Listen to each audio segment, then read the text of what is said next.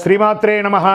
ఈరోజు మనం కొత్త ఒక విషయాన్ని మనం తెలుసుకోవద్దు. అంటే ఇది వరకు కూడా తెలిసి ఉండొచ్చు, మనం గ్రంథాల్లోనూ అన్నిట్లోనూ తెలుసుకుంటాం. కానీ ఈ యొక్క యూట్యూబ్ ద్వారా ఇది మీకు చాలా ఉపయోగపడే ప్రతి ఒక్కరికి కూడా జీవితంలో తెలుసుకోవాల్సిన ఉపయోగపడే ఒక అద్భుతమైనటువంటి సబ్జెక్ట్ అండి. ఈ నవగ్రహాలకి మనం చేస్తాం కదా, ఆదిత్యాయ సోమాయ మంగళాయ బుధాయ చ గురు శుక్ర శనిభ్యశ్చ రాహవే కేతువునాయి 9 గ్రహాలు ఉన్నాయి కదా.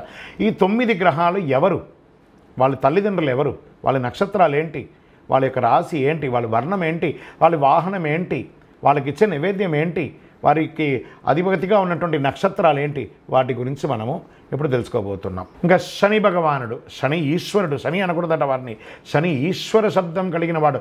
ప్రపంచంలో ఈశ్వర శబ్దం కలిగిన వాడు ఈయన ఒకడే. మనం ఈశ్వర అంటాం కదా, అలా ఈయన కూడా శని ఈశ్వర శబ్దం కలిగిన వాడు. ఛాయాదేవి సూర్య భగవాను యొక్క పుత్రుడు శని భగవానుడు. నల్లని వర్ణంతో నలుపు వస్త్రాధారణతో కాకి వాహనంగా కలిగి ఉంటారు. వీరికి ఇంకొక వస్త్రం ఉంటుంది, నీలాంబర సభాభాసం రవిపుత్రం యమాగ్రజం ఛాయామార్తాండ సంభూతం తన్నమామి శనేశ్వరం. నీల వస్త్రం కూడా ఆయనకు ఉంది.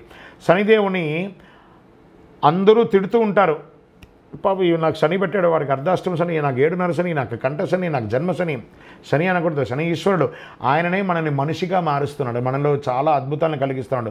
శనిదేవుని అందరూ తిడుతూ ఉండకండి, ఆయన ప్రార్థన చేయండి. బాధలు పెడుతున్నాడని కాదు, మనలో నేను ట్యూన్ చేస్తున్నాడు. శని మనల్ని ఎంతో కష్టాల నుంచి బయట కట్టిస్తున్నాడు, ఎంతో మంచి ఫలితాన్ని ఇస్తున్నాడు. కుంభం మకర రాశులకు అధిపతి, పడమటి వైపు ముఖం ఉన్నవాడుగా ఉంటాడు. అధిదేవత యముడు, ప్రత్యధిదేవత ప్రజాపతి. వర్ణం నలుపు, ధాన్యం నల్ల నువ్వులు, పుష్పం నల్లని తామర, వస్త్రం నల్లని వస్త్రం, జాతిరత్నం నీలం, నైవేద్యం నల్ల నువ్వులతో కలిసిన అన్నము, బెల్లం ముక్క. అందరూ కూడా శని భగవానికి ఏం చేస్తారంటే, మేము నూనె పోస్తామని చెప్పి తీసుకుపోయి ఆయన నెత్తి మీద పోస్తారు. నెత్తి మీద పోసి ఇబ్బంది పెట్టకండి, ఆ యొక్క పాదాలకు కొంచెం ఒక చుక్క నూనె పోయాలి.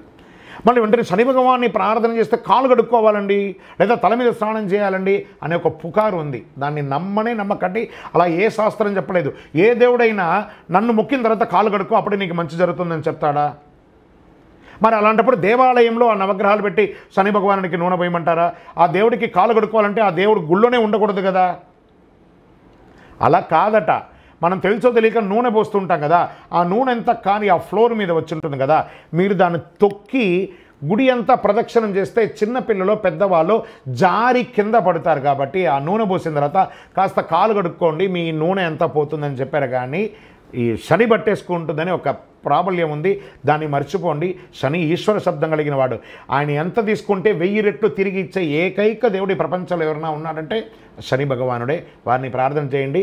నవగ్రహాలకి తిరిగి ఎప్పుడు కూడా ప్రదక్షిణాలు చేసిన తర్వాత కాలు కడుక్కోవడం, తలస్నానం చేయడం అనే యొక్క ఎవరైనా తప్పుగా చెప్తే అది నమ్మకండి, అది అసత్యం.